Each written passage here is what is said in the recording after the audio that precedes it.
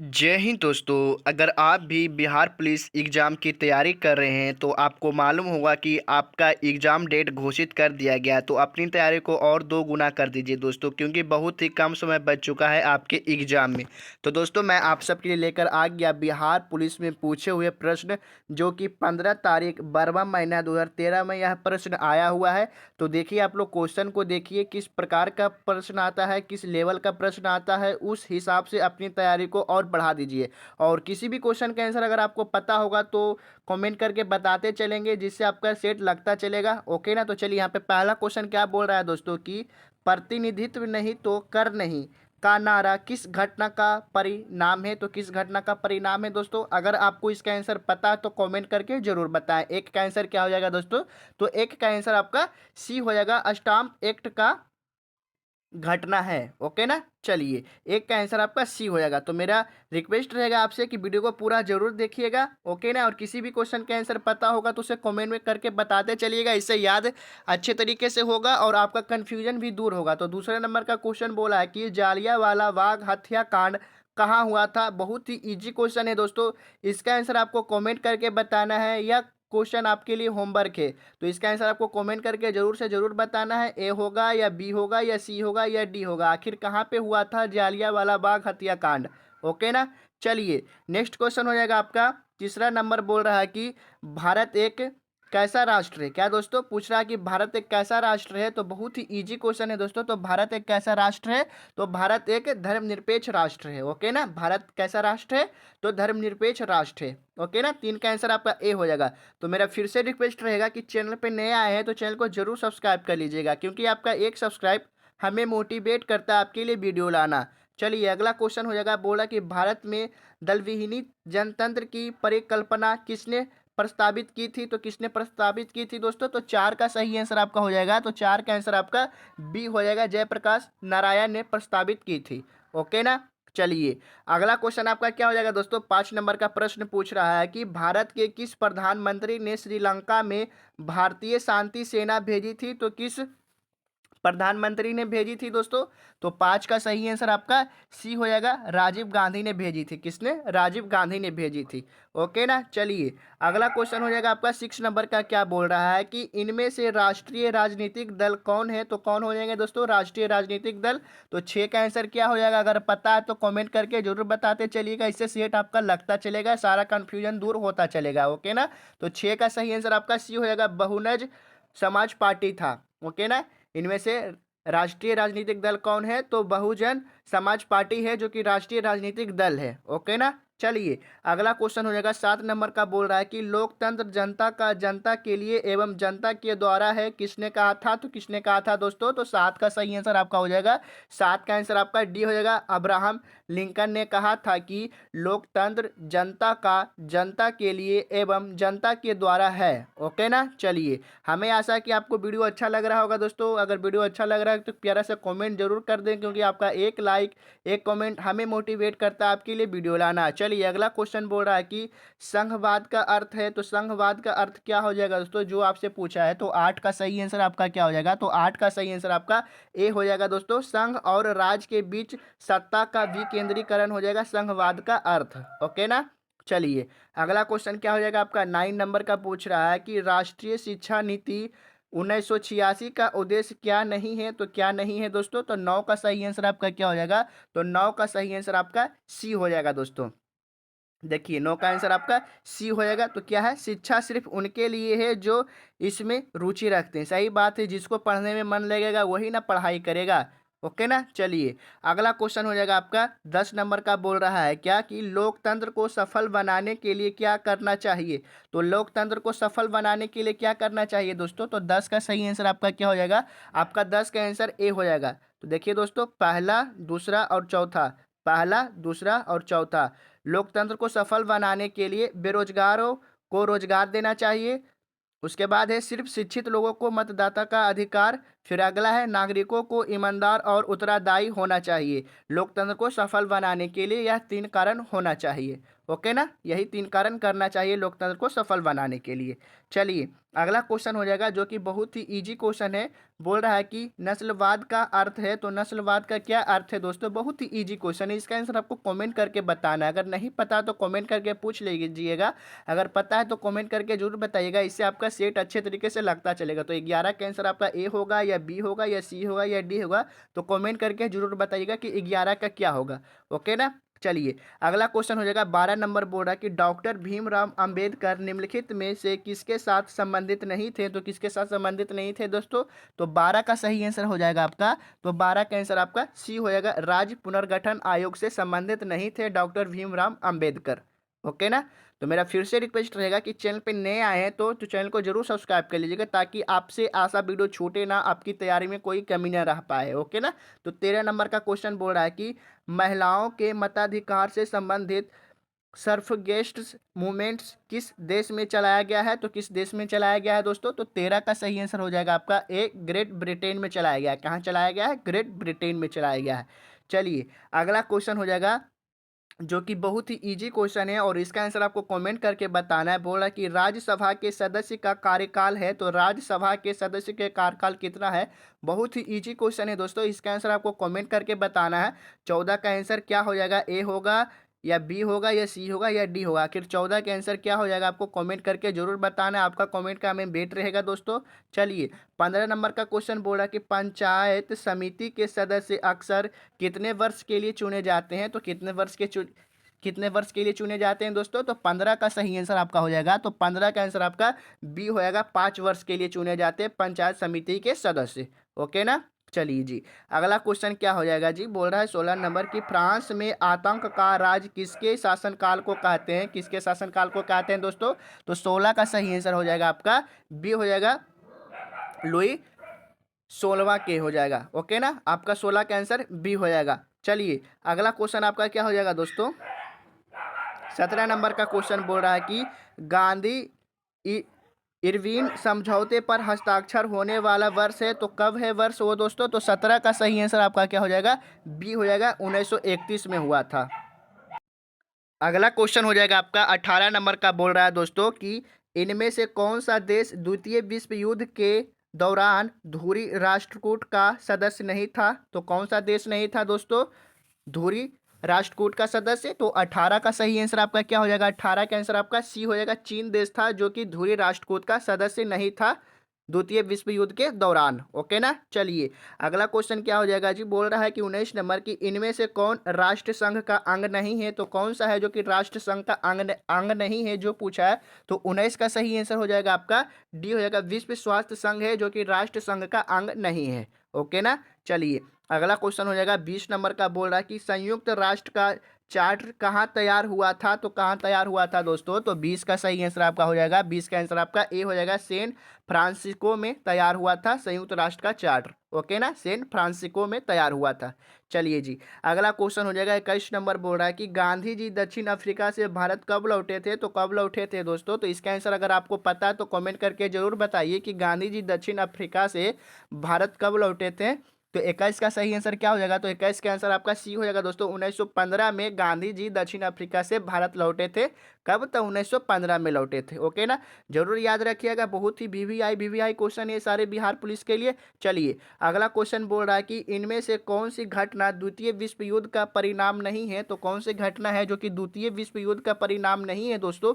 तो 22 का सही आंसर आपका हो जाएगा, सी हो जाएगा, राष्ट्र संघ का गठन है जो कि द्वितीय विश्व युद्ध का परिणाम का घटना नहीं है। ओके ना, चलिए अगला क्वेश्चन क्या हो जाएगा? 23 नंबर बोल रहा है कि मानव और नागरिकों के अधिकारों के घोषणा पत्र के बारे में क्या गलत है? तो क्या गलत है दोस्तों? तो 23 का सही आंसर आपका क्या हो जाएगा? 23 का आंसर आपका बी हो जाएगा, इसमें स्वतंत्रता, समानता तथा बंधुत्व को अपनाया गया है, यह गलत है। ओके ना, चलिए अगला क्वेश्चन क्या हो जाएगा? 24 नंबर बोल रहा है क्या सुमेलित करने के लिए बोला कि सुमेलित है, तो ये सही सुमेलित कौन है जो पूछ रहा है? तो 24 का सही आंसर आपका क्या हो जाएगा दोस्तों? तो 24 का सही आंसर आपका सी हो जाएगा दोस्तों, राष्ट्रीय स्वयं सेवक संघ की स्थापना 1925 में हुई थी, यह एक सही है। ओके ना, सही सुमेलित थी, और बाकी है जो कि गलत है। ओके ना, चलिए अगला क्वेश्चन क्या हो जाएगा, 25 नंबर बोल रहा है कि औरंगजेब की मृत्यु के पश्चात किस नेता के नेतृत्व में जाट काफी शक्तिशाली हुए थे।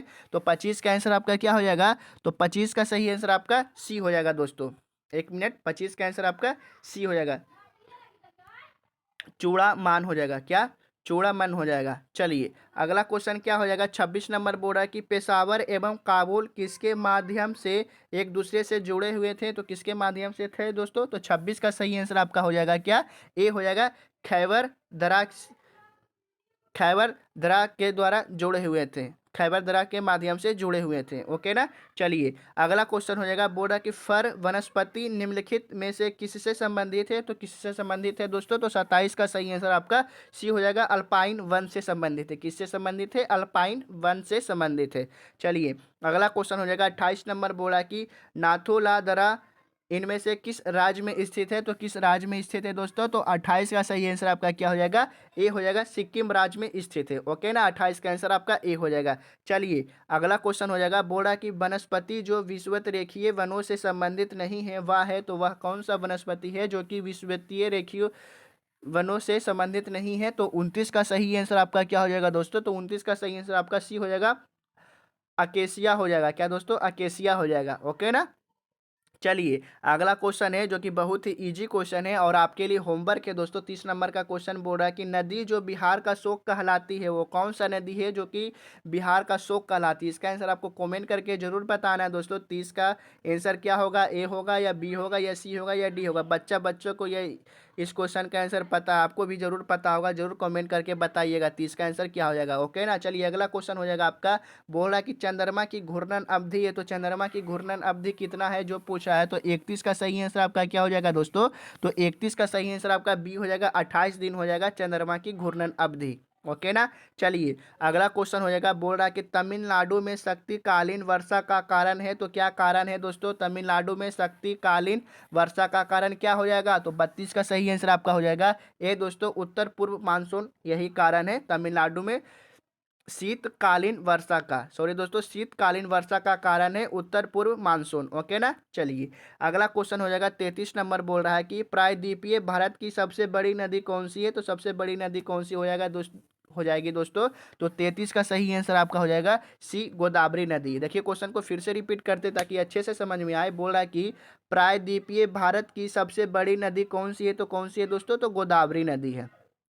चलिए अगला क्वेश्चन हो जाएगा, बोल रहा है कि वर्ष जिसमें प्रथम पृथ्वी सम्मेलन आयोजित हुआ था वह कौन सा वर्ष है जिसमें प्रथम पृथ्वी सम्मेलन आयोजित हुआ था, जो पूछ रहा है। तो 34 का सही आंसर आपका सी हो जाएगा, 1992 में हुआ था दोस्तों प्रथम पृथ्वी सम्मेलन। ओके ना, 1992 में।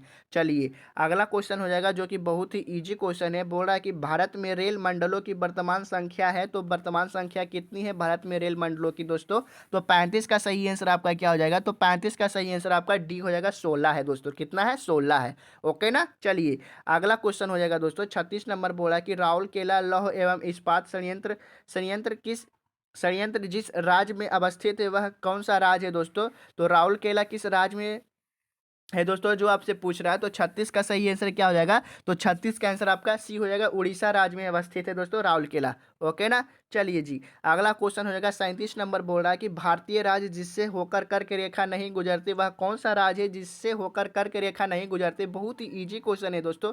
इसका आंसर आपको कमेंट करके बताना है, ए होगा, बी होगा या सी होगा या डी होगा। 37 का ऐसे आंसर बताना है जैसे 37 का आपको लगे कि डी आंसर है, तो डी ऐसे करके बताना है। ओके ना। चलिए जी अगला क्वेश्चन आपका क्या हो जाएगा, अगला क्वेश्चन आपका बोल रहा है ना 38 नंबर की कारक जो जलवायु को प्रभावित नहीं करता है वो कौन सा कारक है जो कि जलवायु को प्रभावित नहीं करता है। तो 38 का आंसर सही क्या हो जाएगा, तो 38 का सही आंसर आपका डी हो जाएगा दोस्तों, पृथ्वी की परिभ्रमण गति जो कि जलवायु को प्रभावित नहीं करता है। ओके ना। चलिए जी अगला क्वेश्चन हो जाएगा, बोल रहा है कि जनगणना 2001 के अनुसार किस व्यवसायिक वर्ग में भारत की कार्यशील जनसंख्या की संलग्नता द्वितीय सर्वाधिक रही है। तो क्या हो जाएगा दोस्तों, तो 39 का सही आंसर क्या हो जाएगा, तो 39 का सही आंसर आपका सी हो जाएगा, तृतीयक में रखिए। किस में रखिए, तृतीयक में रखिए।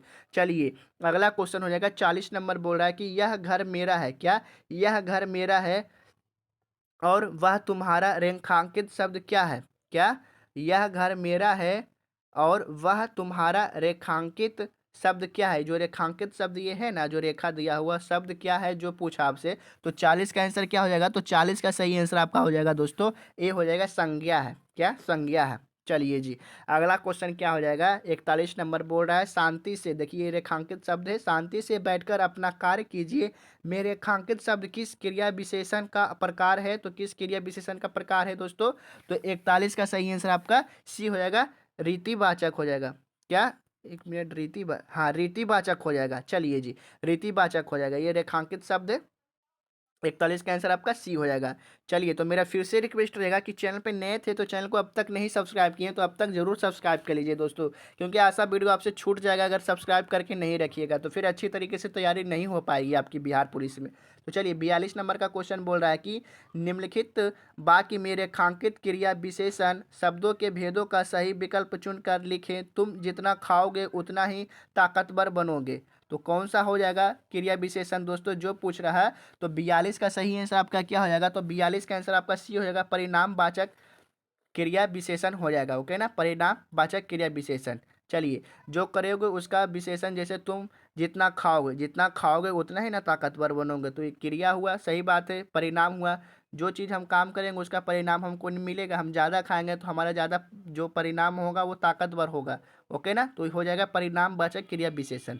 चलिए जी, अगला क्वेश्चन हो जाएगा, बोल रहा है कि सही उत्तर छाटें। तो इसमें सही उत्तर कौन है जो उसको छाटने के लिए बोल रहा है? तो देखिए, बोल रहा है कि सयान नगर, कतार, हिमालय संरचना के आधार पर क्रमशः इनका परिचय है।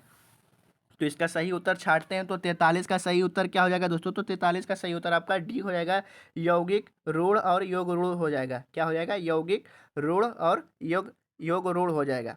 43 का आंसर आपका डी हो जाएगा। चलिए जी, अगला क्वेश्चन हो जाएगा, बोल रहा है कि बहुव्रीहि समास में कौन हो जाएगा दोस्तों? बहुव्रीहि समास में तो 44 का सही आंसर आपका हो जाएगा, सी नंबर हो जाएगा दोस्तों, तृतीय पद प्रधान होता है। क्या? बहुव्रीहि समाज में तृतीय पद प्रधान होता है जी। चलिए, अगला क्वेश्चन हो जाएगा, बोला कि पाठ जोड़ शाला बराबर पाठशाला के मेल को कहा जाता है। तो क्या कहा जाता है दोस्तों? तो इसका आंसर आपको कमेंट करके बताना है। बहुत ही इजी क्वेश्चन है, आप लोग इसे बचपन में पढ़े होंगे व्याकरण में कि इसे क्या कहा जाता है, संधि कहा जाता है या समास कहा जाता है या द्वैत कहा जाता है या संयोग कहा जाता है। ओके ना, तो 45 का आंसर क्या होगा? आपको ऐसे करके आंसर बताना है। इसे 45 का आंसर आपको बी लगे तो आपको ऐसे करके बताना है। ओके ना, चलिए, जो आंसर लगे उसको 45 लिखकर ब्रैकेट कर दीजिएगा। चलिए, अगला क्वेश्चन है, बोल रहा है कि शुद्ध वाक्य छाटिए। तो शुद्ध वाक्य छाटने को लिए बोल रहा है, तो शुद्ध वाक्य क्या हो जाएगा आपका? शुद्ध वाक्य ये हो जाएगा दोस्तों, मेरे दोस्त के पिताजी तंबाकू के पुराने व्यापारी हैं। क्या? देखिए, आप लोग पढ़िए इसे, शुद्ध वाक्य आपको अच्छा लगेगा। बोला कि मेरे दोस्त के पिताजी तंबाकू के पुराने व्यापारी हैं। और यह देखिए दोस्तों, ये शब्द आप पढ़ कर देखिए, मेरे पुराने दोस्त के पिताजी तंबाकू के व्यापारी हैं, ये थोड़ा मैचिंग नहीं हो रहा। मेरे पुराने दोस्त, और ये बोल रहा कि मेरे दोस्त के पिताजी, और इसमें देखिए मेरे पुराने दोस्त के पिताजी, ये कुछ मैचिंग नहीं हो रहा। ये सत्य है जो कि, ये वाक्य है जो कि गलत वाक्य है। ओके ना, और ये वाक्य है जो कि सत्य है। चलिए जी, अगला क्वेश्चन आपका क्या हो जाएगा? अगला क्वेश्चन हो जाएगा आपका 47 नंबर, बोल रहा है कि निम्नलिखित में से कौन शरीर में विटामिन डी बनाता है? बहुत ही इजी क्वेश्चन है दोस्तों। बोल रहा है कि विटामिन डी कौन बनाता है जो पूछ रहा है, तो 47 का आंसर क्या हो जाएगा? कमेंट करके जरूर बताइए। तो 47 का सही आंसर आपका हो जाएगा दोस्तों, क्या? सी, त्वचा है जो कि विटामिन डी बनाता है हमारे शरीर में। ओके ना, चलिए, अगला क्वेश्चन हो जाएगा, बोल रहा है कि सन 2014 का फुटबॉल विश्व कप कहाँ हुआ था जो पूछ रहा है? तो 48 का सही आंसर आपका हो जाएगा दोस्तों, बी, ब्राजील में हुआ था। कहाँ? ब्राजील में होगा। बोल रहा है कि सन 2014 का फुटबॉल विश्व कप कहाँ होगा? तो ब्राजील में होगा। चलिए, अगला क्वेश्चन हो जाएगा, बोल रहा है कि कंगारू कहाँ का मुख्य पशु है? तो कंगारू कहाँ का मुख्य पशु हो जाएगा दोस्तों? तो अगर इसका आंसर पता हो तो कमेंट करके जल्दी जल्दी बताइए। तो 49 का सही आंसर आपका क्या हो जाएगा? तो 49 का सही आंसर आपका डी हो जाएगा, ऑस्ट्रेलिया का कंगारू प्रमुख पशु है। ओके ना, चलिए जी, अगला क्वेश्चन हो जाएगा 50 नंबर, बोल रहा है कि संयुक्त राष्ट्र दिवस मनाया जाता है। तो संयुक्त राष्ट्र दिवस कब मनाया जाता है? तो इसका आंसर आपको कमेंट करके बताना है। यह क्वेश्चन आपके लिए होमवर्क है दोस्तों। तो 50 का आंसर आपका जो भी लगे, ए है या बी है या सी है या डी है, तो ऐसे करके आपको आंसर बताना है कि 50 का ए होगा या बी होगा या सी होगा या डी होगा। ओके ना, ऐसा करके बताइएगा। तो आपका कमेंट का मैं वेट रहेगा, जरूर से जरूर कमेंट करिएगा। अगला क्वेश्चन बोल रहा है कि यूनेस्को का मुख्यालय स्थित है, तो यूनेस्को का मुख्यालय कहाँ स्थित है जो पूछा है, तो इक्यावन का सही आंसर आपका हो जाएगा दोस्तों। तो इक्यावन का सही आंसर आपका सी हो जाएगा, पेरिस में स्थित है यूनेस्को का मुख्यालय। चलिए अगला क्वेश्चन हो जाएगा, बोल रहा है कि संतोष ट्रॉफी किससे संबंधित है, तो संतोष ट्रॉफी किस खेल से संबंधित है जो आपसे पूछ रहा है। तो बामन का सही आंसर क्या हो जाएगा दोस्तों, कमेंट करके जरूर बताइएगा। तो बामन का सही आंसर आपका ए हो जाएगा दोस्तों, फुटबॉल से संबंधित है संतोष ट्रॉफी। ओके ना। चलिए अगला एंड लास्ट क्वेश्चन हो जाएगा, बोला कि जय जवान जय किसान का नारा किसने दिया था। तो जय जवान जय किसान का नारा किसने दिया था दोस्तों, तो इसका आंसर आपको कमेंट करके बताना है। जवाहरलाल नेहरू ने दिए, या फिर इंदिरा गांधी ने, या फिर लाल बहादुर शास्त्री ने, या फिर सुभाष चंद्र बोस ने, आखिर किसने दिए थे जय जवान जय किसान का नारा। तो मिलते हैं हम लोग नेक्स्ट वीडियो में। अगर आपको इसका दूसरा पार्ट चाहिए, नेक्स्ट पार्ट चाहिए, तो कमेंट करके जरूर बताइएगा नेक्स्ट पार्ट। और वीडियो को पूरा देखें तो एक थम्स अप सा स्टिकर जरूर भेज दें, एक प्यारा सा कमेंट जरूर कर दें। अगर चैनल पे नए थे तो अब तक चैनल को सब्सक्राइब नहीं किए तो चैनल को जरूर सब्सक्राइब करके जाएं और अपनी तैयारी अच्छे तरीके से करते रहें। मिलते हैं हम लोग नेक्स्ट वीडियो में।